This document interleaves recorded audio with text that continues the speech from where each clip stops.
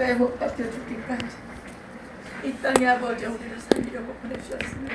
아멘. 하나님 우리가 무엇이 두렵고 무엇이 두렵습니까? 하나님 아버지 저희들의 나만을 사랑했던 죄를 용서하여 주시옵소서. 아버지 우리의 연약하고 부족함을 하나님 긍휼히 여겨주시고 진노 중이라도 하나님 우리를 아버지 긍휼히 여겨주셔서 이 아버지 환난의 때에 이 어려움의 때에 우리가 하나님 앞에 날마다 모여 기도하게 하시고 주님 앞에 아버지 하나님이여 우리의 몸과 마음과 우리의 정성과 뜻을 다 드릴 수 있는 귀하고 복된 시간들이 계속해서 이어질 수 있도록 성령이여 도우셔서 아버지 하나님 우리 아버지 하나님의 기도 소리를 들으시고 아버지 보시고 하나님께서 아버지 하나님의 이 진노를 풀어서 아버지 하나님의 전 세계 코로나19가 속히 사라지게 하시고 아버지 하나님의 하나님의 나라의 백성들이 더 힘쓰고 더 나와서 아버지 기도하며 하나님 앞에 선교하며 아버지 죽어가는 영혼들을 구하게 앞장설 수 있도록 성령이여 도와주시기를 원합니다. 아멘. 아버지 하나님 우리에게 복주고 번성케 하시고 우리를 잘되게 하셨건만 우리는 아버지 하나님이여 그곳에 아버지 하나님 우리가 마음을 두었습니다. 하나님 그것에 우리가 아버지 하나님 달려가는 길을 아버지 하나님 굽어 달려갔습니다. 하나님 이제 달려가는 길을 바로 아버지 서게 하시고 주님 앞에 아버지 우리의 향방을 바꿔서 하나님 앞에 아버지 나아갈 수 있도록 주여 도우시옵소서. 아버지 하나님이여 우리가 회개합니다. 이 밤에 우리가 회개합니다. 이 민족의 아버지가 회개합니다. 아버지 하나님이여 주께서 바로잡아 주시고 아버지 주께서 우리의 회개를 이 밤에 들어주셔서 하나님께서 아버지 하나님이여 이 민족의 아버지 하나님이여 아버지 이 지역적인 사명 이 아버지 나라적인 사명을 감당할 뿐만 아니라 이 마지막 때 세계적인 사명을 감당할 수 있도록 성령이여 도와주시기를 원합니다. 아버지 하나님 이 밤에 GFC 하나님 이곳에 아버지 하나님이여 하나님께서 더 넓은 장소를 주시고 아버지 더 많은 사람들이 함께 모여 기도하게 하시고 날마다 아버지 세계와 아버지 하나님의 땅끝까지로 복음을 증가할 수 있도록 성령이여 도우시옵소서. 이 밤에도 아버지 기도하기 위해서 이 자리에 오신 하나님의 아버지 귀한 아버지 종들과 아버지 하나님 또 말씀을 증거하는 목사님의 아버지 세임을 허락하여 주시고 능력을 허락하여 주시고 그 말씀 들을 때 우리가 아멘 아멘으로 화답할 때 우리에게 능력이 되어서 그 말씀을 마지막 때에 잘 감당할 수 있도록 주여 사명을 잘 감당할 수 있도록 주여 도와주시옵소서. 마치는 시간까지 주여 성령이 함께하여 주실 것을 믿사옵고 우리 주님 예수님의 이름으로 기도합나이다. 아멘.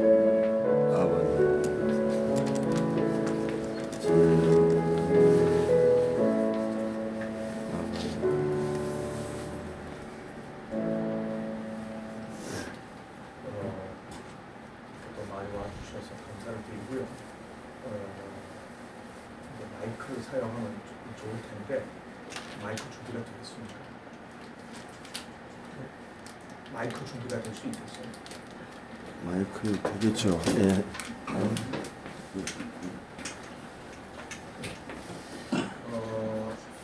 여기 봐주세요. 마이크는 놔두고 우리 지난 시간에 김시환 목사님 통해서 이사야서, 로마서 그러한 굉장히 구약의 핵심, 또 신약의 핵심, 이 교리에 관해 구원의 교리에 관한 아주 중요한 부분을 김시환 목사님 통해서 이렇게 됐는데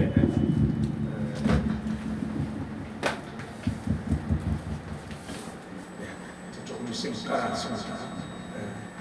근데 이제 또 때가 되니까 지금 우리가 종말에 들어간 게 아닌가 그러한 생각이 들 정도로 어려운 때를 지금 우리가 맞이하고 있습니다. 에볼라만 해도 전 세계가 이렇게 막 벌벌 떠오는데 에볼라, 그러니까 코로나보다 더 센 에볼라 바이러스가 준비되고 있다는 소식이 들리고 있습니다. 이렇게 되면 우리가 어떻게 될까 그거는 상상을 못합니다. 그러면서 전 세계가 이제 마지막 어떤 환란에 들어가는 것 같은 지금 이미 기근은 시작이 됐습니다. 왜냐하면 코로나 때문에 농사를 못 지어가지고 이제 쌀값이나 먹거리 값이 이제 천정부지로 뛸 것입니다. 이렇게 되면 가난한 서민들은 어떻게 먹고 살 수 있을지 모르는데 에볼라 바이러스까지 나오면 그때는 전 세계가 꼼짝을 못합니다. 근데 어쨌든 우리가 지금 이 마지막 때를 살고 있는데 특별히 하나님의 백성들이 교회가 깨어서 이 마지막 때를 대비하는 그러한 일을 하지 않으면 우리도 못 건지고 이 민족도 못 건집니다. 근데 그런 것을 생각해서 하나님이 우리 김시환 목사님 통해서 다니엘서를 오늘 이제 특별하게 전체를 강의해 주시면서 우리로 하여금 마지막 때를 깨닫고 대비하는 어떤 그러한 시간을 마련해 주셨습니다. 그래서 우리가 감사한 마음도 기대 열정을 가지고 아멘. 오늘 말씀 듣고 또 그렇게 우리가 준비되면 좋겠습니다. 아멘. 네, 할렐루야 하고 기도하겠습니다. 할렐루야.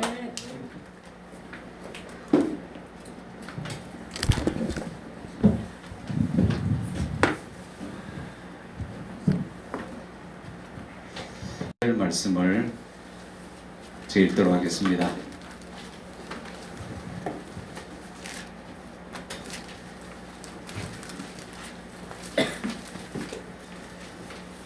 우리 함께 읽을까요? 다니엘서 12장 3절 시작.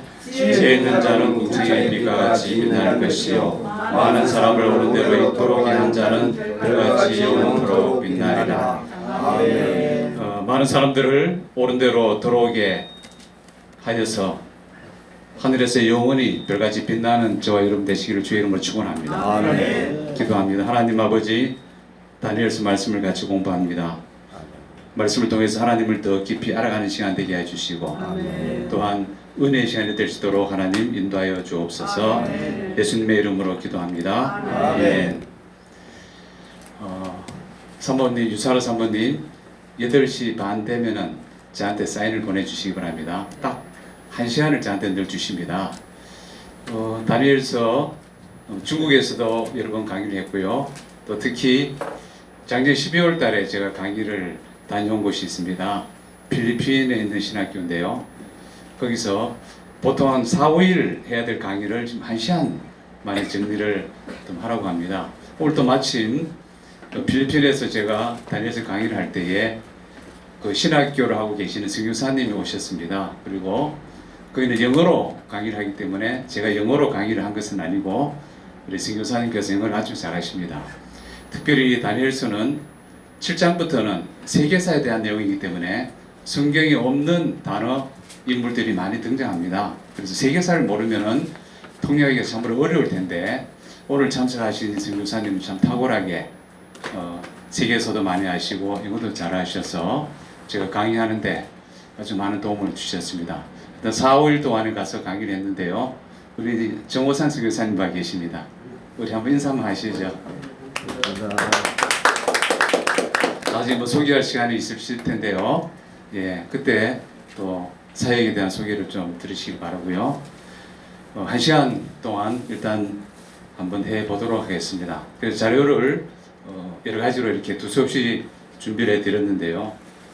첫 번째 시험 문제를 한번 보겠습니다. 시험은 제일 마지막에 보는데 보통 저는 두 가지 방식으로 강의를 합니다. 때로는 거꾸로 합니다. 에스겔서라든지 좀 어려운 과목은 시험 문제를 먼저 풀이를 합니다. 그러고 난 다음에 본문 주의를 하고 이렇게 하기도 합니다. 여러분에게 나눠드린 시험 문제 한번 보시기 바랍니다. 답이 다 돼 있죠? 예, 답을 안 쓰려다가 제가 답을 다 적어 왔습니다. 우리 시험 문제가 너무 착합니다. 목사님들, 선교사님들 제가 또 시험 보면은 또 시험 들까봐 제 답을 다 적었습니다. 고맙습니다. 하여튼 저는 시험 문제를 전체를 풀면은 책 한 권 전체가 이해되도록 시험 문제를 보통 냅니다. 그래서 한번 살펴보도록 하겠습니다. 다니엘 이름의 뜻은 무엇입니까? 하나님께서는 나의 심판자 또는 하나님께 심판하시다 입니다. 자, 이번 내용이 아주 중요한 내용입니다. 이건 제가 다니엘서 전체의 핵심 내용이 무엇인지를 공부도 하면서 정리한 내용입니다. 아무리 강력한 왕도 강력한 나라도 반드시 멸망합니다. 그리고 하나님이 정하신 때에 하나님 나라는 반드시 세워질 것입니다. 아멘. 지금 세계에 여러 나라에 강력한 나라들이 있죠. 또 강력한 왕들이 있습니다. 반드시 멸망합니다. 반드시 멸망합니다. 그러나 하나님이 정하신 때에 하나님 나라는 반드시 세워질 것입니다. 이것이 다니엘서의 가장 중요한 핵심 내용입니다. 3번에 다니엘서는 두 가지 언어로 기록이 되었습니다. 아람어와 히브리어를 사용하는데요. 1장 1절부터 2장 4절 상반절 또 8장부터 12장까지는 히브리어로 되어 있고요. 또 2장 4절 하반절과 7장까지는 아람어로 기록이 되었습니다. 왜 하나님께서는 두 가지 언어로 다니엘서를 기록하게 하셨을까요? 거기에 대한 답이 밑에 있습니다. 히브리어로 기록된 부분은 이스라엘 백성을 향한 하나님의 말씀이며 지금은 포로 생활을 하고 있지만 훗날 하나님이 그들을 통해 어떤 역사를 써 내려가실지 말씀 속에 담겨 있습니다. 그리고 아람어로 쓰인 이 말씀은 전 세계를 향한 하나님의 섭리를 다루고 있습니다. 당시 전 세계적으로 아람어를 가장 많이 사용하였기 때문이죠. 5번입니다. 유다 왕 여호야김이 다스린 지 3년이 되는 해에 바벨론 왕 느부갓네살이 예루살렘에 이르러 성을 에워쌌더니 주께서 유다 왕 여호야김과 하나님의 정그릇 얼마를 그의 손에 넘기심에 그가 그것을 가지고 신할 땅 자기 신들의 신전에 가다가 그 신들의 보물 창고에 두었더라. 여기서 중요한 것은 이스라엘 백성들이 바벨론 포로로 잡혀가도록 하신 분이 누구시라고요? 하나님이 하셨다는 거예요. 물론 여러 가지 이스라엘의 제약이 있었지만은 다니엘서가 분명히 말하고 있습니다. 이스라엘 백성들이 포로로 잡혀가서 고통 가운데 훈련받게 된 그 일을 하신 분은 하나님이시다 라는 사실을 명확하게 말씀을 해주고 있습니다. 6번 다니엘과 세 친구들의 본래 이름과 바벨론 와서 바뀐 이름을 쓰시오. 보시고요. 하나님께서는 왜 바벨론의 다니엘과 세 친구들을 보내셨고 그들을 통해서 풀무불 시험과 또한 사자굴 시험을 이기게 하셨을까요? 하나님께서는 다니엘을 샘플을 보여주시는 거예요. 야, 너희들 이제 바벨론에서 포로 생활하다가 다시 너희 나라로 돌아가게 되면은 다니엘과 같이 믿음의 길을 달려가라 라고 주시는 샘플로 보여주신 사람들이 바로 다니엘과 세 친구다 라는 사실도 우리가 기억하면 좋습니다. 다니엘은 어느 왕 때까지 형통하였습니까? 고레스입니다. 옆에 성경 구절이 다 있습니다. 성경 구절을 나중에 한번 찾아보시면 됩니다. 느부갓네살이 꾼 꿈의 내용과 다니엘이 환상으로 본 네 짐승은 무엇이며 어느 나라를 의미하는가? 느부갓네살의 꿈 네 나라가 등장하고요. 또 7장에 가게 되면은 다니엘의 환상이 나오죠. 사자, 곰, 표본, 짐승으로 그 나라를 구별하고 있습니다. 나중에 한번 보도록 하겠습니다. 9번 느부갓네살의 꿈에 나타난 신상을 무너뜨린 것은 무엇이며 누구를 의미하는가? 손대지 아니하는 돌, 또 다른 성경에는 뜨인 돌입니다. 바로 예수 그리스도를 말씀하고 있습니다. 느부갓네살이 금으로 만든 신상을 어디에 세웠습니까? 두라 평지고요. 11번 느부갓네살이 들짐승과 함께 소처럼 풀을 먹고 살았던 기간은 7대.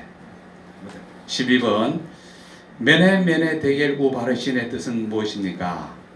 우리는 이제 제일 마지막에 의역한 해석은 잘 알고 있는데요. 원래 뜻은요, 이게 화폐 단위입니다. 미나 세겔 반세겔이라는 뜻이에요. 자, 그러나 다니엘의 말을 보면은 그런 분명히 숫자가 정해지다, 숫자가 정이다, 저울에 달리다, 나뉘다 라고 해석을 할 수 있습니다.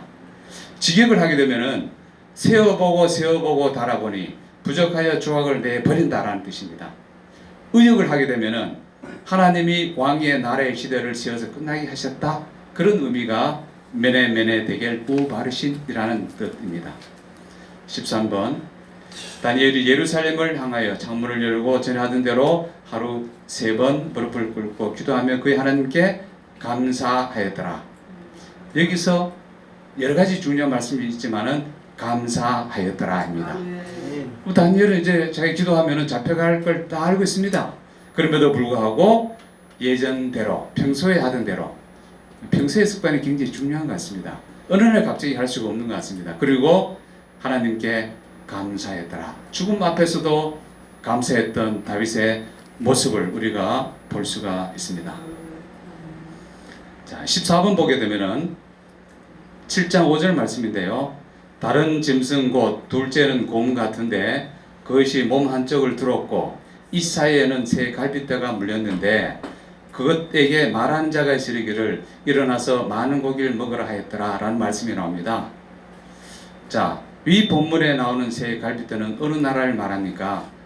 바벨론과 리디아와 애굽이라고 하는 나라입니다. 자, 새 갈빗대는 7장을 제국도로 묘사한다면 메데 페르시아가 점령한 나라를 의미하고요. 페르시아 제국이 점령했던 바로 바벨론은 539년에 점령했고요. 리디아 그리고 이집트 이 세 나라를 말합니다. 애굽. 여기서 가장 부자가 나라가 리디아입니다. 메데 바사는 리디아를 점령함으로 인해서 엄청난 부를 갖게 되었습니다. 설명은 없지만은 곰 같은데 그것이 몸 한쪽을 들었고 그리고 곰인데 몸 한쪽을 이렇게 들었다라는 표현이 나옵니다. 이 표현은 메데와 바사를 설명하고 있어요. 원래는 메데가 더 강력한 나라였어요. 그런데 이후에 바사가 메데를 물리치게 되죠. 그리고 이 바사가 전체를 통치하게 됩니다. 그 내용이 길이 가지고 다시 한번 설명을 하게 됩니다. 이거는 16번에 나오는 내용인데요. 자, 15번 보겠습니다. 숫, 양과 숫염소는 어느 나라를 가리키는가? 숫, 양은 메데 바사를 말하고요. 숫, 염소는 헬라를 말합니다. 보면 이제 숫염소가 숫양을 들어받아서 물리쳤다. 뭐 그런 표현이 등장하게 됩니다. 16번에 자, 8장 3절 말씀은 내가 눈을 들어본즉 강가에 두 뿔 가진 숫양이 있었는데 그 두 뿔이 다 길었으며 그 중 한 뿔이 다른 뿔보다 길었고 그 긴 것은 나중에 난 것이라. 이게 무슨 뜻일까요? 밑에 설명이 되어 있습니다. 자, 뿔의 길이가 다른 것은 메데바사 연합제국에서 차지하는 비중을 뜻한다. 메데가 먼저 세워지고 바사가 나중에 세워졌다. 훗날 세워진 바사가 더 강력한 힘을 가진다. 처음 메데와 바사가 연합했을 때에 메데가 우월했고 영향력도 컸다. 550년에 페르시아 고레스가 북쪽에 있던 메데 지역의 통치권을 접수한 이후 페르시아가 더 큰 영향력을 행사했다. 페르시아는 메데 바사 제국이란 한 나라를 이루게 된다. 그러니까 두 뿔 가진 순양이 있었는데 그 중에 한 뿔이 다른 뿔보다 길었어요. 그런데 그 긴 게 처음에 난 것이 아니고 나중에 난 것이 먼저 더 길었다. 어느 나라를 말하죠? 바사를 말합니다. 자, 이해하시죠? 예.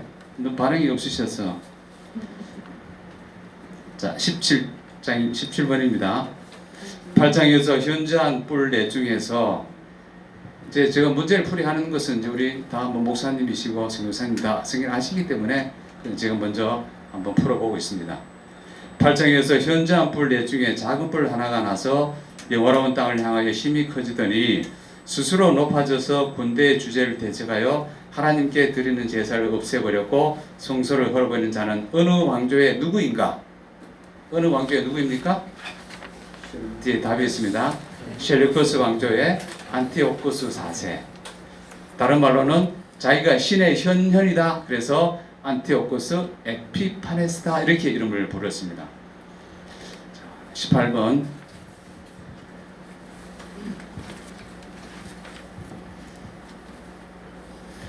자, 숫 염소에게 솟아난 큰 뿔은 누구를 나타냅니까?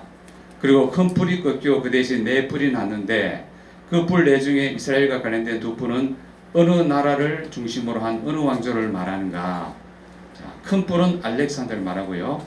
그리고 두 뿔, 이스라엘과 관계된 두 뿔은 이집트를 중심으로 한 톨레미 왕조, 그 다음에 한 뿔은 시리아를 중심으로 한 셀루커스 왕조입니다.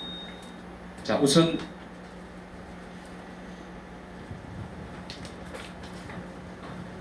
다니엘서를 보게 되면 뿔이 제일 많이 나오는데요. 다니엘서에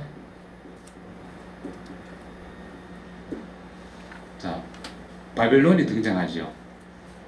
바벨론에 나올 때의 왕은 느부갓네살과 벨사살 왕이 등장합니다.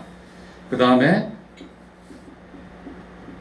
메데 바사 왕이 나오죠. 여기는 고레스하고 다리오 왕이 나옵니다. 그 다음에는 헬라 왕이 나옵니다. 자, 이 헬라 왕 때에 가장 뛰어난 뿔이 누구냐면 알렉산더입니다. 알렉산더고요. 그리고 네 뿔이 나옵니다. 네 뿔은 알렉산더의 부하입니다. 그래서 네 개의 나라로 이렇게 나눠지게 됩니다. 마케도니아와 그리스 지역을 중심으로 한 나라가 생기고요.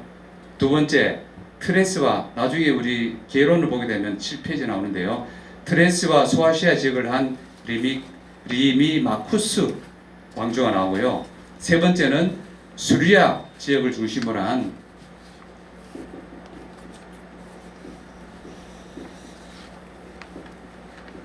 셀루커스 왕조가 등장합니다. 그 다음에 이집트를 중심으로 한 톨레미 왕조가 나옵니다. 뭐 두 나라는 거기 여러분들은 자료에 있습니다. 그런데 수리아를 중심으로 한 셀루커스 왕조의 한 뿔이 등장합니다. 그 뿔이 누굴까요? 안티오쿠스 에피파네스예요. 안티오쿠스 4세가 셀루커스 왕조의 한 뿔로 등장을 하게 됩니다. 그래서 다니엘서를 보실 때 우선 이걸 좀 보셔야 돼요. 뿔 막 나오면은 실제로 환상이나 그다음에 짐승을 통해서 로마라고 하는 나라가 등장하지만은 다니엘서의 내용은 헬라까지가 나오고 로마는 나오지 않습니다. 자, 다시 한번 보겠습니다. 바벨론 나라가 등장하고요. 그 다음에 메데바사, 그 다음에 헬라의 알렉산더가 통치를 하게 되죠. 그러다가 알렉산더가 죽게 됩니다. 그리고 부하에게 4개의 나라로 나눠지게 됩니다. 원래는 그 부하들 한 7명 있었는데요. 3명은 그냥 거기 뭐 힘없이 다 이렇게 뭐 쫓겨나듯이 그래 됐고요. 4개의 나라로 나눠지는데 그 4개의 나라 중에서 수리아를 중심으로 한 셀루커스 왕조, 이집트를 중심으로 한 톨레미 왕조가 이스라엘하고 관련이 있습니다. 다른 나라는 생각하실 필요가 없어요. 머리가 아파요. 그러니까 두 나라만 기억하시고 바로 수리아를 중심으로 한 셀루커스 왕조의 안티오코스 4세가 등장합니다. 바로 적 그리스도를 대표하는 그 인물이 등장하게 되죠.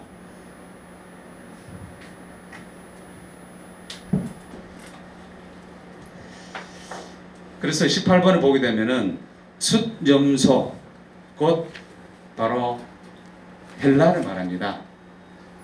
그래서 큰 뿔은 알렉산더입니다. 그 큰 뿔이 꺾이고 네 뿔이 납니다. 그 네 뿔 나는 것을 제가 잠깐 설명했고요. 그리고 그 중에 이스라엘과 관련된 두 뿔은 바로 이집트를 중심으로 한 톨레미 왕조, 그리고 시리아를 중심으로 한 셀루커스 왕조다. 이 셀루커스 왕조에 안티오쿠스 4세가 등장한다라고 기억을 하시면 됩니다. 19번, 예루살렘의 황폐함이 70년 만에 끝난다는 사실을 다니엘은 누구의 책을 통해서 알게 되었을까요? 예레미야입니다. 20절, 다니엘이 기도할 때에 지어 청명주로 온 천사는 가브리엘 천사입니다. 21번, 다니엘이 좋은 떡을 먹지 않고 고기와 포도주를 입에 대지 않고 기름을 바르지 않은 기간은 얼마입니까? 세일입니다. 우리가 다니엘 새 기도 이렇게 많이 하는데요. 성경을 자세히 보게 되면은 뭘 먹기는 먹었어요. 성경에 보면 좋은 떡을 먹지 않았다 이렇게 기록하고 있어요. 그러니까 뭐 전혀 먹지 않았다라고 말하기는 좀 어려울 것 같아요. 22번, 다니엘서 12장에 나오는 11장을 보게 되면은 내용이 남방왕, 북방왕, 남방왕, 북방왕 누가와 싸웠다, 남방왕 누구와 북방왕 누구와 싸웠다, 그 내용이 11장 전체의 내용이에요. 거기에 나오는 남방왕은 이집트를 중심으로 한 톨레미 왕조고요. 북방왕은 시리아를 중심으로 한 셀루커스 왕조를 나타내고 있습니다. 그래서 성경을 보게 되면은 역사를 모르면은 11장은 전혀 이해할 수 없어요. 톨레미 1세와 셀루커스 1세가 싸웠다. 그 다음에 어떤 구절은 톨레미 3세와 셀루커스 4세와 싸웠다. 그 내용이 11장 전체의 내용입니다. 그래서 북방왕, 남방왕 싸움은 바로 톨레미 왕조와 셀루커스 왕조의 싸움이었다라는 것만 기억하시면 될 것 같습니다. 다니엘서 12장 3절은 지혜 있는 자는 궁창의 빛과 같이 빛날 것이요 많은 사람을 옳은 대로 돌아오게 한 자는 별같이 영원토록 빛나리라 말씀입니다. 자, 24번 다니엘의 도표를 완성하시오. 자, 여러분이 나눠드린 도표를 한번 보시기 바랍니다. 자, 이겁니다. 도표가. 오늘 장중국 선교사님 오실 줄 알았으면 중국어 번역본도 갖고 올 걸 그랬어요.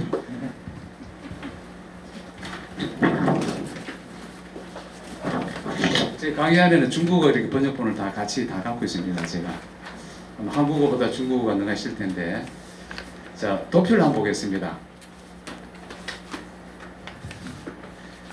자, 1장부터 6장까지 내용은 어렵지 않습니다. 다니엘 생애의 중요한 사건들로 되어 있습니다. 1장은 포로의 시작입니다. 2장은 내 강대국과 하나님 나라입니다. 느부갓네살이 꿈을 꾸게 되죠. 그래서 머리는 무엇이며 가슴 무엇이며 배는 다리는 이렇게 내 나라를 상징하는 꿈을 꾸게 됩니다. 여러분에게 나눠드린 그 도표에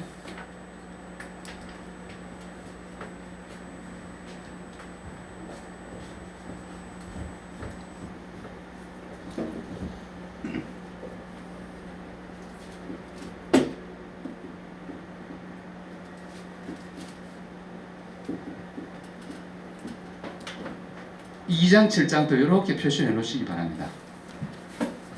대칭이 되는 거예요. 내용이. 제가 그 빠뜨렸는데요.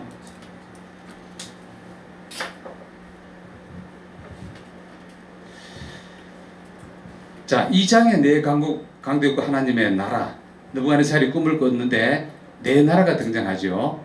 그 다음에 7장을 보게 되면은 다니엘이 환상을 보는데 네 짐승을 보게 됩니다. 그 네 짐승도 바로 네 나라를 얘기합니다. 똑같은 나라입니다. 그래서 대칭 구조를 이루고 있고요. 그 다음에 3장을 보게 되면은 믿음의 시험, 다니엘의 세 친구들입니다. 풀무풀 시험이고요. 그거와 대칭되는 것이 6장에 나오는 믿음의 시험 2, 다니엘의 사저울 사건입니다. 그 다음에 4장을 보게 되면은 권력자의 교만이 등장합니다. 느부갓네살이고요. 5장을 보게 되면은 권력자의 교만 벨사살이 등장합니다. 그래서 구조를 나눠보면은 딱 대칭 구조로 딱 되어 있어요. 하나님께서 공부하도록 하기 쉽도록 이렇게 잘 만들어 주신 것 같아요. 성경을 또 연구하고 이렇게 강의하다 보니까 그 하나님께서 구조를 잘 만들어 놓으셨더라고요. 그걸 이제 찾아서 가리키니까 이렇게 효과적으로 할 수가 있었던 부분이 많이 있습니다. 7장부터 12장까지는 다니엘의 묵시입니다. 자, 7장에 보면은 네 짐승이 나오죠. 사곰표짐 이렇게 해서 사자는 어느 나라일까요? 바벨론. 곰은 메데바사. 표범은 헬라, 그리스. 짐승은 로마입니다. 예. 바로 2장에 느부갓네살이 꾸었던 그 환상도 마찬가지로 내 나라를 말하고 있죠. 8장에 보면은 숫양, 순염소가 등장하는데요. 숫양은 메데바사, 숫염소는 헬라 왕을 말합니다. 9장을 보게 되면은 종말 예언이 나옵니다. 예레미야 70년 예언이 나오고요. 그리고 제일 뒷부분에 70주에 대한 설명이 나옵니다. 70주에 대한 설명은 너무나 난해합니다. 또 정확하게 답을 찾기가 어려운 구절이 바로 9장 제일 마지막 70주에 대한 그런 내용이죠. 그걸 또 할 수 있을까 모르겠습니다. 시간상으로 봤을 때. 자, 10장은 큰 전쟁의 이상을 보게 되고 11장은 큰 전쟁의 이상 계시를 해석합니다. 북방왕, 남방왕에 대한 내용이 등장하게 됩니다. 그리고 12장에 종말 예언입니다. 다니엘서를 마치면서 13절 보게 되면 12장 13절에 너는 가서 마지막을 기다리라. 이는 내가 평안히 쉬다가 끝날에는 내 몫을 누릴 것임이라. 이렇게 다니엘서가 끝납니다. 하나님께서는 다니엘에게 말합니다. 네가 서 있는 현장의 장소로 가라고 얘기하고 있어요. 환상을 보여주고 꿈을 보여주고 미래를 다 보여줬어요. 그러나 네가 할 수 있는 일은 오늘 이 시간 네가 현실 속에서 믿음의 길을 갖고 살아라. 그리고 마지막을 기다리라. 이렇게 말씀을 해 주셨습니다. 이게 다니엘의 도표입니다. 자, 또 여러분에게 나눠드린 이 자료가 있죠. 이 자료가 많아서 좀 헷갈릴 겁니다. 그것은 다니엘서를 한 장에다 다 정리한 겁니다. 시간이 없어서 이것은 공부하지 않겠습니다. 여러분이 한번 성경을 읽으실 때에 이 도표를 옆에 놓고 제가 친절하게 성경 구절을 다 적어 놓았습니다. 예를 들자면 1장 보게 되면은 포로의 시작입니다. 내용은 느부갓네살 왕궁의 다니엘과 세 친구인데요. 첫 번째 포로의 현실입니다. 잡혀가서 음식을 먹지 않고 또 한간장에게 또 부탁을 했던 그런 내용들이 다 등장하죠. 이번 바벨론 왕국에 발탁된 다니엘과 세 친구들 얘기, 또 다니엘의 시험과 결단, 지혜를 주시는 하나님의 하나님과의 결과. 특별히 다니엘에게는 환상과 꿈을 깨닫는 것을 주었어요. 세 친구들에게는 주지 않았어요. 그 다니엘에게만 그것을 주었다는 사실입니다. 2장 3장 그 내용을 쭉 보시면은 성경 구절과 함께 어떤 내용인지 팩트에 대해서 전체를 한번 정리를 해 놓았습니다. 한번 참고로 보시기를 바랍니다. 자, 이제 여러분에게 나눠드린 다니엘서 개론을 한번 보도록 하겠습니다.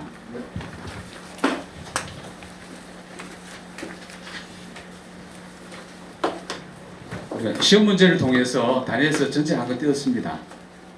네. 자, 개론 한번 봅니다. 다 읽지는 않겠습니다. 내용이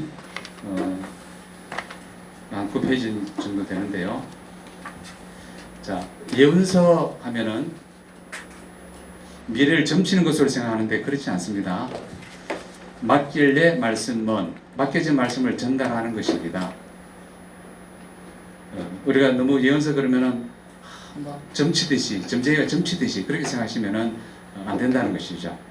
묵신문학입니다. 미래와 환상을 보고 말하는 것을 말한다. 에스겔, 다니엘, 이사야 24에서 27장 계시록입니다.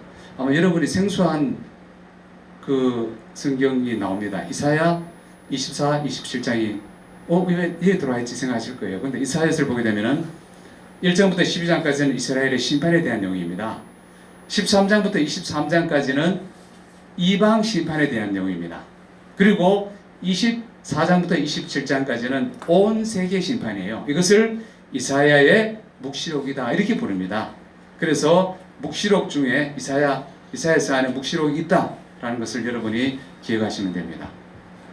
학자들은 이사야를 묵시문학의 창시자, 에스겔은 구약 묵시문학의 아버지, 다니엘은 그 묵시문학을 궤도에 올려놓은 선지자라 주장한다. 묵시문학에는 신적인 가이드들이 등장해요. 천사들이 등장한다는 것입니다. 묵시문학은 주의 백성을 위로하며 격려하는 메시지입니다.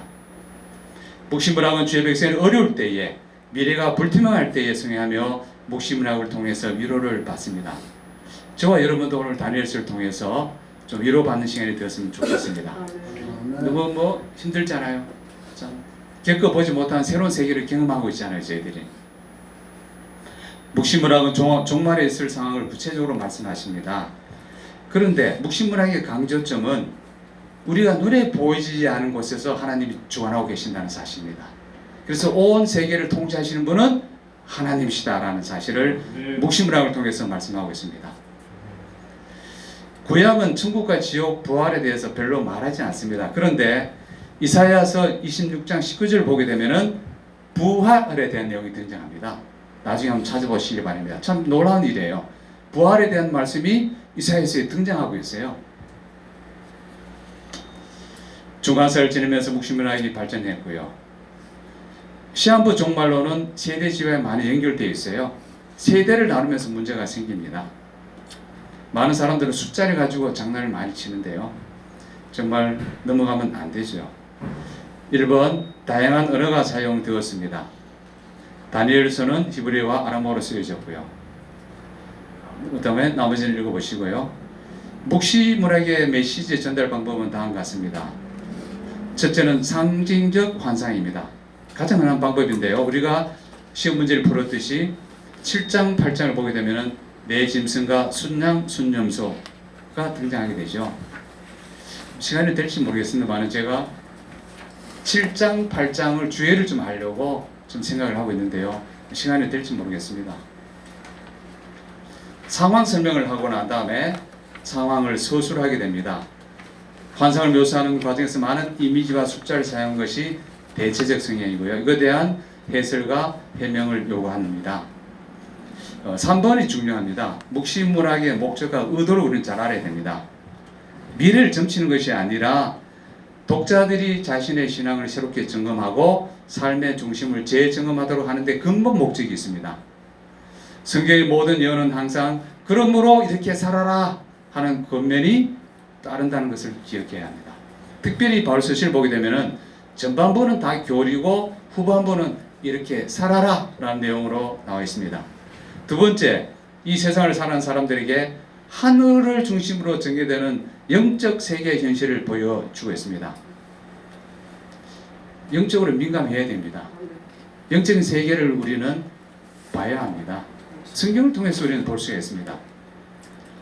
세상을 살다 보면 자신도 모르게 세속화되고 영적 세상을 등한시하는 경우가 있습니다. 이때 가장 필요한 것은 바로 하늘나라와 영적 세계에 대한 통찰력입니다. 세 번째, 현실의 핍박이 사단의 사역임을 입증하며 이런 현실의 아픔은 곧 하나님께서 그분의 통치로 해결하실 것을 전하고 있습니다. 다니엘서를 중심으로 말씀을 드리는 거고요. 대부분 핍박이 있을 때를 배경으로 하고 있습니다. 묵시문학, 성경의 에스겔, 다니엘서, 계시록은요. 4번, 역사의 마지막 순간에 다가올 종말의 일들을 인간의 능력으로 막거나 지연시킬 수 없으며 모든 것이 하나님께서 계획하신 대로 이루어질 것을 강조하고 있습니다. 역사의 주인은 하나님이시며 역사는 그분의 뜻에 의하여 일정한 방향과 목표를 향하여 행진하고 있다는 것을 가르쳐주고 있는 것입니다. 그러므로 묵시문학은 종말에 대해 깊은 관심을 표하고 싶은 게 아니라 이 세상이 끝날 때 하나님의 나라가 이 세상의 나라들을 이기고 승리할 것을 가르쳐줍니다. 하나님의 나라는 반드시 승리합니다. 네. 교회는 반드시 승리합니다. 다음에 한번 성경 이렇게 세미나를 하면 제가 요한계시록을 한번 하려고 생각하고 있습니다. 요한계시록의 주제를 여러 가지로 잡고 있는데요. 저는 요한계시록의 주제를 교회로 잡고 있습니다. 교회의 어떤 교회냐? 전투하는 교회와 승리하는 교회입니다. 지금 우리는 전투하는 교회에 살고 있어요. 그런데 승리가 보장된 전투하는 교회를 살고 있다는 사실입니다. 네 번째, 묵시문학은 세 부류의 사람들에게 각기 다른 하나님의 메시지를 전하고 있습니다. 이게 중요합니다. 착취나 박해를 당하거나 소외된 사람들에게, 두 번째는 착취하는 사람에게도 메시지를 전하고 있습니다. 세 번째, 신앙이 흔들리는 사람들에게 하나님의 메시지를 전하고 있습니다. 다니엘이 어떤 사람인가 제가 길게 적어놨는데요. 어떤 학자들은 3페이지 보면은 우그라디 신화에 등장하는 다니엘이라 이렇게 주장하는 사람이 있어요. 틀립니다. 복음서에서도 예수님께서 다니엘의 예언을 풀이하는 말씀이 두 차례 나옵니다. 마태복음 24장 15절, 마가복음 13장 14절이에요. 이 과정에서 예수님은 다니엘을 실제로 과거에 살았던 선지자로, 또한 다니엘서는 그에 의하여 수록된 것으로 전제하고 있습니다. 다니엘서의 삶은 여러 면에서 요셉과 비슷한 성향을 띠고 있습니다. 한번 읽어보시기 바랍니다. 4페이지, 다니엘의 삶과 사역의 의미입니다. 바벨론 포로로 끌려온 유다 포로민들에게 임한 신학적 타격은 어느 정도였을까요? 하나님의 선택된 백성으로 이루어진 나라는 더 이상 존재하지 않았습니다. 성전은 불탔습니다. 선지자들의 역할도 많은 변화를 맞게 됩니다. 제사장들은 직업을 잃었습니다. 그런데 무엇보다도 그들의 눈에는 어떤 신들보다도 전쟁에 능하다고 알고 있던 하나님이 바벨론에게 무릎을 꿇었어요. 바벨론실 마두르기에게 졌다라고 생각을 하고 있었던 것이에요. 그들에게 선택된 민족으로서의 정체성을 정화했던 모든 것이 혼란에 빠집니다. 그러나 하나님께서는 다니엘을 통하여 이방에서도 자신 하나님의 일을 높이셨습니다. 하나님의 백성들에게 이방 왕들의 입술을 통하여 그들의 여호와 하나님께서 찬양을 받는 것은 매우 의미심장하고 전신에 전류가 흐르는 감동적인 일이었을 것입니다. 하나님께서는 다니엘을 통해서 유대인들의 포로 생활이 윤택해지고 복지가 강하도록 해 주셨습니다. 포로민들은 농사도 지었고요. 또 거기에서 장로 제사장 선지 제도도 맥을 이어갔습니다. 또 고국 땅에 있는 자들과 서신 왕래를 했다는 증거도 있습니다. 우드라고 하는 사람이 그렇게 설명하고 있죠. 포로로 끌려온 유대인들이 이런 대우를 받는 것은 크게 두 가지 결정적으로 작용했습니다. 바벨론의 외교 정책, 식민지 정책이 관대했다는 것과 두 번째는 다니엘 같은 사람의 정치적 위치가 크게 작용했던 것 같습니다. 역사적 배경과 국제 정세입니다. 다니엘서는 이스라엘 역사 중 가장 어려운 시기를 배경으로 하고 있습니다. 자신들은 절대 망하지 않다고 생각했던 이들이 하나님의 혹독한 심판을 받아 단계적으로 뿌리째 뽑혀가던 시기인 주전 605년부터 597년에 이를 역사적 배경으로 하고 있습니다. 주전 7세기 말 근동지역 국제 정세는 급격히 변해갑니다. 자, 앞에 부분 제가 보겠습니다. 200년간 이 지역을 지배했던 아시리아 세력이 아슈르 바니팔의 죽음으로 인해서 국격이 약화되고 그 자리를 차지하기 위해서 바벨론과 이집트가 움직이기 시작합니다. 네보는 625년에 바벨론의 새로운 왕조를 설립합니다. 바벨론 왕조를 설립한 사람이 네보라고 하는 사람입니다. 그리고 아시아를 치러 갑니다. 바벨론이 신진 세력으로 떠오른 것을 염려했던 이집트의 바로가 아시리아의 자네 세력과 합세하여 바벨론을 대적합니다. 바벨론은 메대와 합세하여 승리를 합니다. 아시리아는 멸망하고 이 지구상에서 사라집니다. 그 사이에 아시리아의 눌려 힘을 쓰지 못했던 애굽이 아시리아의 패망을 틈타 세력을 키우려고 움직였고요. 바로 애굽의 누고가 아시리아의 패망을 돕는 명목으로 유프라테스 강기슭에 갈그미스로 대군을 이끌고 바벨론과 충돌을 합니다. 자, 갈그미스 전투는 잘 기억해 주셔야 합니다. 이 전투에서 바벨론이 대승을 하게 됩니다. 그리고 모든 나라들은 힘을 쓰지 못하게 됩니다. 갈그미스 전투 기억하시면 좋겠습니다. 중간에 보면은 바벨론군은 이집트 아시리아 연합군과 갈그미스 싸움에서 대승을 거두옵니다. 그리고 아시리아 존재는 지도에서 사라지게 됩니다. 자, 그런 다음에 이제 유다를 정복하러 오게 됩니다. 그 이유는 가나안에서 이집트의 영향력을 뿌리째 뽑아버리겠다라는 목적으로 유다를 정복하러 오게 됩니다. 그리고 와서 사람들을 잡아가기 시작합니다. 그 다음 내용들은 쭉 읽어보시면 되고요.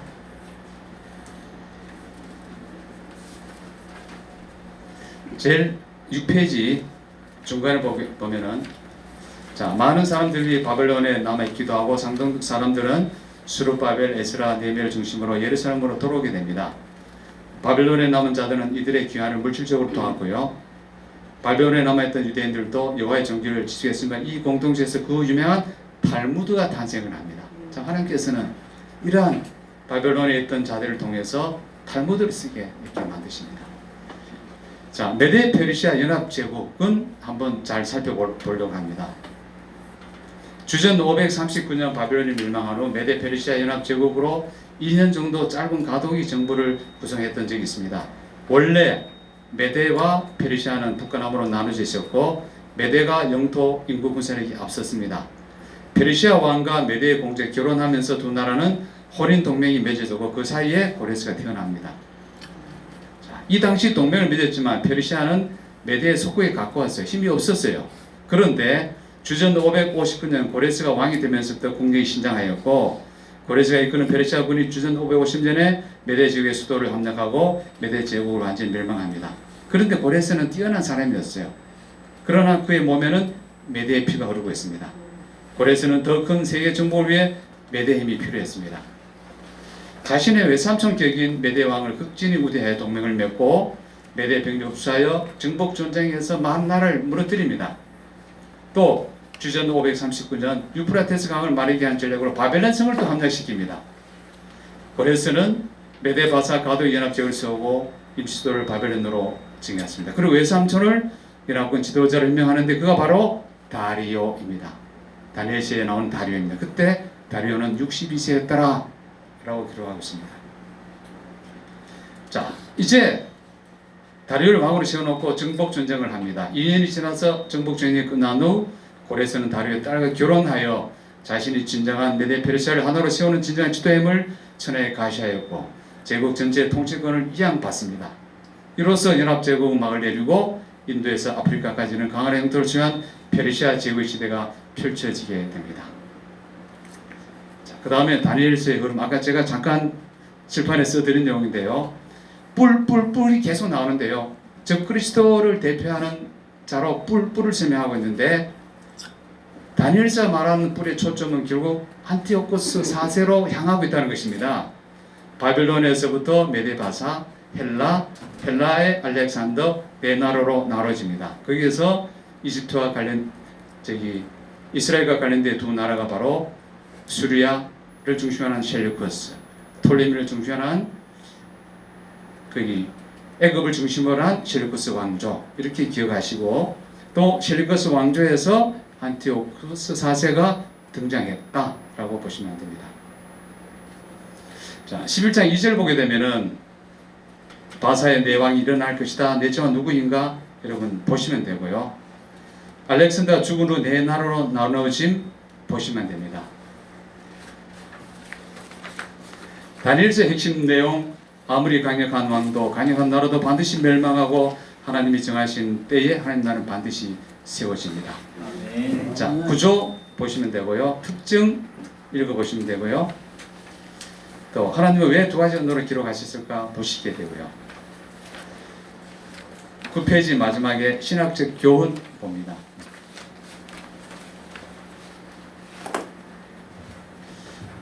다니엘서에는 숨겨지는 하나님이 계십니다. 묵시를 통해서 말씀하지만 결국 직접 말씀하지 아니하시지만은 눈에 보이는 그 하나님께서 계속 일하고 계신다는 내용입니다. 두 번째는 열방의 주인은 하나님이시다. 세 번째, 역사는 일직선으로 계속 가고 있다는 거예요. 시작이 있고 끝이 있습니다. 앞을 향해서 계속 가고 있다는 것이에요. 나라, 시간의 흐름, 지금도 계속 역사는 앞을 향해서 가고 있습니다. 우상 숭배를 강요했습니다. 그러면서 창조주 하나님 말을 의지하라 이렇게 말씀하고 있습니다. 아멘. 자, 그 다음에 여러분에게 나눠드린 자료 중에서 다니엘서 8장 9절부터 12절까지에 대한 내용을 제가 강의하는 것을 이렇게 끌어와서 좀 자료를 드렸는데 한번 볼까요? 성경책 옆에 다니엘서 8장 9절부터 12절까지의 내용을 한번 펴보시고 다시 보면 좋겠어요. 다니엘서 8장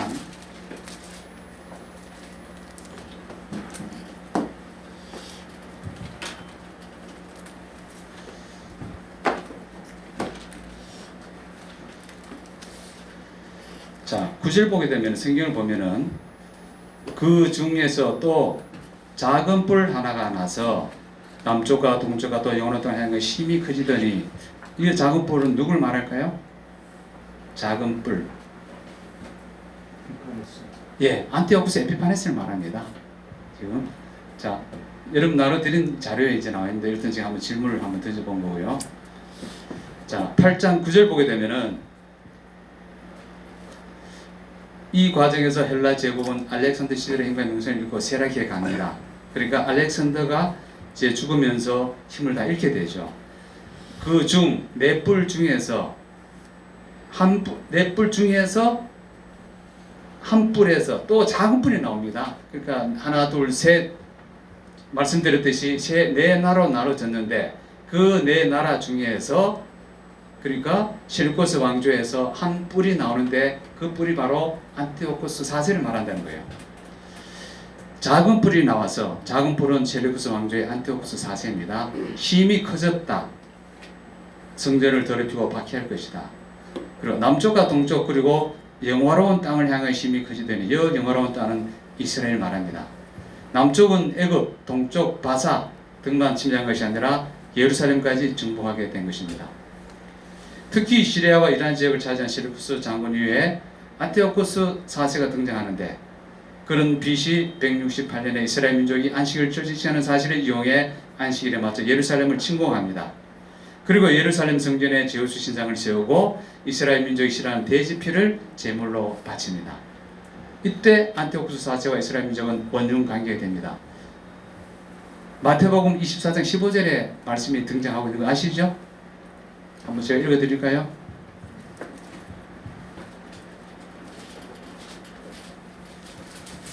마태복음 24장 15절에 그러므로 너희가 선지자 다니엘이 말한 바 멸망에 가정한 것이 거룩한 곳에 선 것을 보거든. 이 내용이 바로 제가 지금 말씀드린 내용입니다.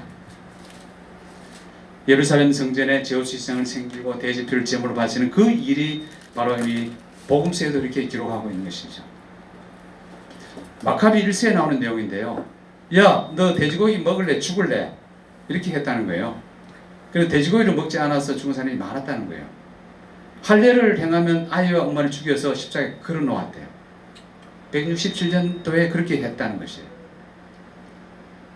민족의 자존심이었던 성전을 빼앗긴 이스라엘 민족은 하스본 왕조를 중심으로 독립전쟁을 시작합니다. 3년의 전쟁 끝에 예루살렘을 되찾았고 요한복음 10장 20절에서 예수님이 언급하셨던 수전절입니다. 바로. 그러니까 뺏겼던 성전을 찾았던, 잠시 되찾았던 그날을 기념하기 위해서 세운 날이 수전절입니다. 수전절을 한우카라고 불리는데 이날은 이스라엘 민족은 촛불을 켜고 성전을 다시 하나님 앞에 봉헌하는 의식을 치르게 됩니다. 다니엘서 8장 9절부터 11절에 나오는 내용이에요. 그 다음에 11절부터 12절입니다. 안티오쿠스 4세는 스스로 높아져 제사를 없애고 성소를 헐었고 진리를 땅에 던져버립니다. 하나님을 성전을 박해하였고 매일 드리는 제사 상번제를 금지시킵니다. 자, 안티오쿠스가 작은 불로 시작했어요. 자, 이거 역사적 사건입니다. 형님 셀루쿠스 4세의 아들이 왕이 오르게 되었는데 안티오쿠스가 정치적 의무와 뇌물을 사용해 왕권을 빼앗았습니다. 그리고 조카는 의문사를 당하게 됩니다. 그런데 안티오쿠스가 죽였다 그런 얘기도 있죠. 이 일로 안티오쿠스 4세는 자연스럽게 왕위에 오릅니다. 그리고 영화로운 땅 팔레스타인을 정복합니다. 자, 그 다음에 넘어가겠습니다. 유대인 학살과 성전을 짓밟습니다. 자, 발단의 내용은 다음과 같습니다. 이 내용은 좀 우리가 기억할 필요가 있습니다. 자, BC 168년에 안티오쿠스가 이집트 정복에 나섭니다. 전해에 바로 전해 이집트 정복에서 큰 성과를 거두었고 이번에는 이집트 전체를 공격할 생각으로 알렉산드리아로 갑니다. 이집트가 안티오쿠스가 쳐들어온 소식을 듣고 로마의 도움을 요청합니다. 로마 언론은 이집트의 요청을 받아들여 가이우스 라이나스 장군을 대서로 파견하여 안티오쿠스에게 들어가도록 로마의 입장을 권고하도록 했습니다. 돌아가도록. 이 라이나스는 밤에 호위병 몇 명을 데려가서 안티오쿠스에게 시리아로 너 돌아가라! 이것은 로마의 명령이다. 이렇게 얘기했어요. 안티오쿠스가 생각할 시간을 다가했고 시간을 벌어볼 욕심이었어요. 근데 라이나스는 머리가 너무 좋았어요. 자, 여기 안티오쿠스가 있습니다. 라이나스는 실제로 동그라미를 쳤어요. 이렇게 안티오쿠스를 가운데 두고 동그라미를 치고는 하는 얘기가 너 이 원을 빠져나오기 전에 결정해라. 안티오쿠스는 짐을 싸서 본국으로 돌아가야만 했어요. 왜냐하면 안티오쿠스는 라이나스는 몇 사람밖에 오지 않았지만 로마가 그 등 뒤에 있기 때문에 엄청난 수치를 당하게 됩니다. 저 밑에 대사가 바로 그런 뜻이에요. 우리는 저와 여러분 하나님의 대사예요. 우리 등 뒤에는 바로 하나님이 계신다는 거예요. 아멘. 성경에 보면 너희는 하나님 나라의 대사들이다 라는 배경을 그려주고 있어요. 지금요. 역사를 통했어요. 안티오쿠스는 로마의 쓴맛을 이미 본 사람이었기 때문에 힘없이 돌아갔습니다. 그의 아버지 안티오쿠스 3세는 로마에게 마그네시아 전투에서 참패를 당하고 안티오쿠스 4세가 로마의 인질로 끌려가 15년 동안 로마에 살았어요. 실제로. 그랬더니 이 안티오쿠스 4세 에피파네스는 로마 힘이 얼마나 큰지를 15년 동안 본 거예요. 그리고 안티오쿠스 4세의 아버지는 로마에 조공도 바칩니다. 자, 일생 최고의 수모를 당했던 안티오쿠스 4세가 돌아오는 길에 문제는 팔레스타인을 쑥대밭으로 만들었다는 사실이에요. 분필을 하고 싶었죠. 이스라엘이 이집트 약속을 믿고 안티오코스가 다녔던 시리아의 반역을 시작한 상황입니다. 그런 예루살렘 성전을 덮쳐 많은 것을 빼앗고 시리아 반역음에 가담한 사람들을 색출하여 죽였습니다. 이듬해에 BC 주전 167년 12월에 안티오코스는 유대인을 자극하는 신성모독을 합니다. 바로 예루살렘 성전에 제우스 신상을 세우고 돼지로 피를 뿌리게 됩니다. 그리고 유대인들이 종교적 간섭을 따르지 못하도록 할례, 금식, 안식일, 종교 절기를 지켜나 생수행사를 처형합니다. 작은 뿌리 하는 일마다 형통하고 진리는 땅에 떨어졌습니다. 12절에 악으로 말미암아 이런 일이 일어났고 13절에 제약에 대한 일 때문에 이렇게 되었죠. 그리고 반영함으로 이렇게 되었다고 말합니다. 이렇게 해서 167년에 여호와께서 매일 드리는 제사인 상번제가 멈추게 됩니다. 자, 이게 지금 9절부터 12절까지의 내용을 제가 이렇게 짧게 단락을 뽑아서 말씀드렸는데 한번 전체 성경을 읽으실 때 참고로 하시기 바랍니다. 자, 그 다음에 나눠드린 자료를 한번 보겠습니다. 요한계시록인데요. 생뚱맞게 왜 요한계시록이냐? 지금 안티오코스 4세는 지금 적그리스도를 상징하고 있습니다. 장차 적그리스도가 누군지 혹시 여러분 아십니까? 몰라요. 아직. 데살로니가 후서를 보게 되면은 배교가 있을 것이다. 그리고 난 이후에 적그리스도가 등장할 것이다. 이렇게 성경 분명히 말씀하고 있습니다. 그런데 적그리스도는 지금도 활동을 하고 있는데 지금 하나님께서 막고 있기 때문에 나타나지 못한다라고 얘기하고 있어요. 어느 시점에 피하면은 이제 등장을 하게 될 것이에요. 적그리스도가 누구냐는 자꾸 요한계시록을 보게 되면은 13장 요한계시록 13장 16, 18절에 666이다. 그래서 666이 뭐 바코드다. 뭐다 이런 얘기가 많아요. 그래서 적그리스도를 상징하는 666에 대한 정리를 제가 그냥 간단하게 2페이지로 한번 정리해 왔는데 한번 보겠습니다. 요한계시록 13장 16절부터 18절입니다. 사람들을 하여금 표를 받게 했습니다. 이 표를 가진 사람만 매매할 수 있도록 사회 체제를 만든 것이에요. 그리고 성경을 보게 되면은 짐승의 수를 세어보라 이렇게 말합니다. 그런데 그 짐승의 수는 사람의 수다 이렇게 얘기하고 있어요. 그러니까 적그리스도는 분명히 사람이다 라는 것을 지금 분명히 말씀하고 있어요. 그런데 그들의 수라고 하지 않고 그의 수 단수로 표현하고 있어요. 그러니까 우리가 이해하는 그런 짐승이 아니라 적그리스도는 사람을 지칭하는 특정한 묘사라는 것입니다. 자, 로마 시대에는 로마 문화가 헬라 문화의 영향을 받고 있었습니다. 헬라가 아무리 망해졌어도 로마 시대에 왔어도 그들의 헬라의 문화는 계속 유지하고 있었다는 것이에요. 통치는 로마가 했으나 아직까지 여전히 문화는 그리스도의 문화로 가득 차 있었다는 것입니다. 이때에 게마트리아라고 하는 즉 사람의 이름을 숫자로 표현하는 방법을 헬라 시대뿐 아니라 유대인에게도 있었어요. 그러면은 게마트리아가 무엇인가? 히브리어의 알파벳이 나타내는 숫자입니다. 그 단어가 지닌 뜻을 풀어 성서를 해석하는 방법을 게마트리아라고 합니다. 자, 유대교의 랍비들 특히 중세의 카발라주의자들이 많이 사용했고요. 히브리어의 알파벳은 모두 22자인데 자, 처음부터 10자, 22자 중에서 10자는 1부터 10까지 수를 나타내고 있고요. 그 다음에 숫자 8까지는 8자는 8자는 20부터 90까지 10단위 숫자를 나타내고 나머지 네 알파벳은 100, 200, 300, 400을 나타냅니다. 자, 여러분에게 나눠드린 히브리어 알파벳 자료 한번 보시기 바랍니다. 오랜만에 보시죠. 히브리어 알파벳. 예, 반갑지 않습니까? 그거 보시면은 알렙부터 시작해서 제일 끝까지 22자가 나오는데 보면은 알렙부터 시작해서 10자리 숫자는 1, 수치에서 1, 2, 3, 4, 5, 6, 7, 8, 9, 10 돼 있죠? 그 다음에 카프부터는 숫자가 이제 달라집니다.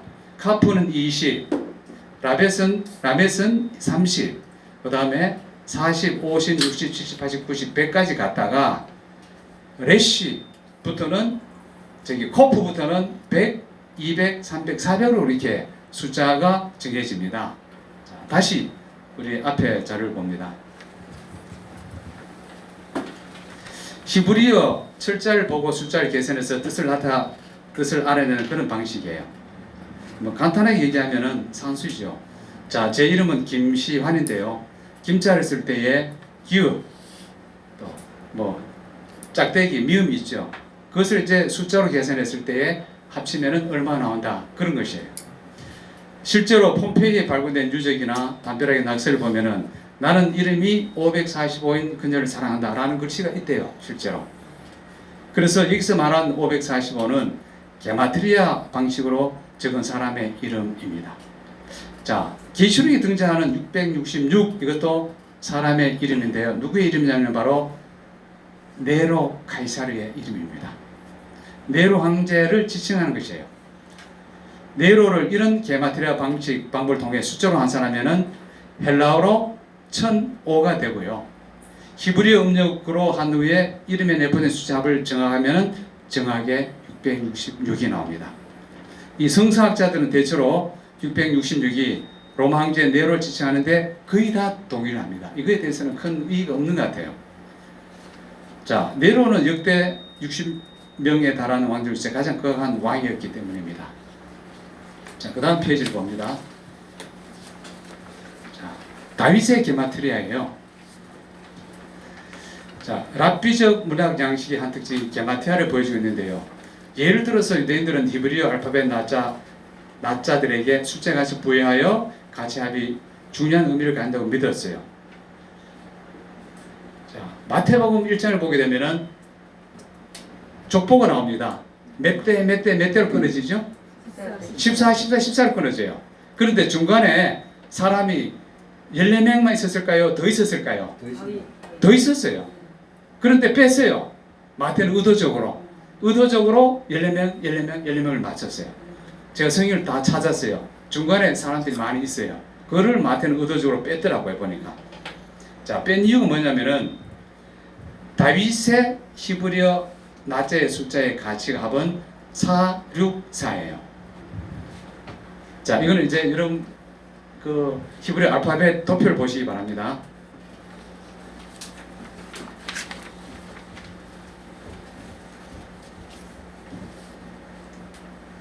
다윗을 우리가 다른 표현으로 뭐라고 부르죠? 다비드라고 부르죠. 또 제가 그림을 그려야 돼요. 히브리어를.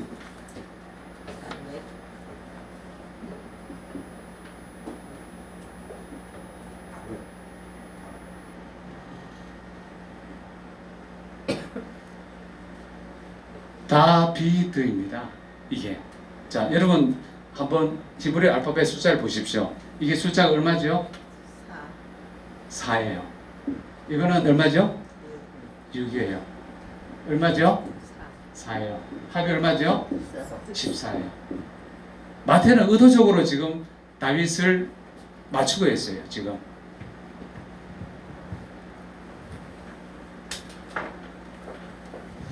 자, 4, 6, 4, 14. 예수님의 조상의 족보를 소개할 때 14를 기준으로 하고 있어요. 이것도 예수님이 구약에서 예언된 바로 그 다윗의 자손, 다윗의 왕통으로서의 메시아임을 증거하고자 한 것이다 라는 것입니다. 그래서 마태복음을 보게 되면은 의도적으로 14대, 14대, 14대 이렇게 끊어서 마태가 정리했다라는 것을 보시면 됩니다.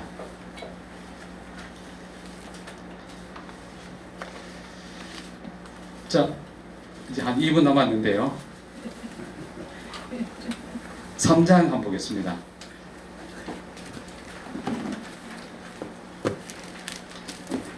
(3장) 16절입니다.